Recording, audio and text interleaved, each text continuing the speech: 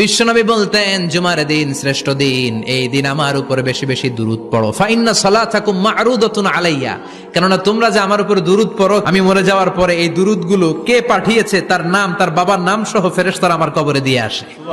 সাহাবারা বললেন, ইয়া রাসূলুল্লাহ কাইফা সালাতুনা মা'রুদাতুন আলাইক, আপনি মরে যাওয়ার পরে আমাদের দুরূদ কেমন করে আপনি দেখবেন? ওয়াকাদ আরিমতা, আপনি তো পচে গলে মাটির সাথে মিশে যাবেন।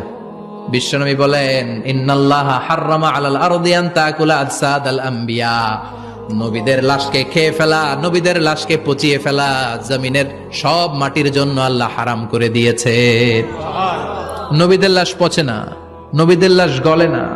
যারাই বিশ্বনবীর উপর দুরূদ পড়বেন, আপনার নাম সহ, আপনার বাবার নাম সহ, মালাইকাতু সাইয়াহিন, একদল ফেরেশতা আছে শুধু রাউন্ড দেয় গোটা ওয়ার্ল্ডে। কারা বিশ্বনবীর উপর দুরূদ পড়েছে, এই দুরূদ নিয়ে, এই নাম নিয়ে বিশ্বনবীর কবরে তারা পৌঁছে দেয়। চিল্লায় পড়েন আল্লাহু আকবার।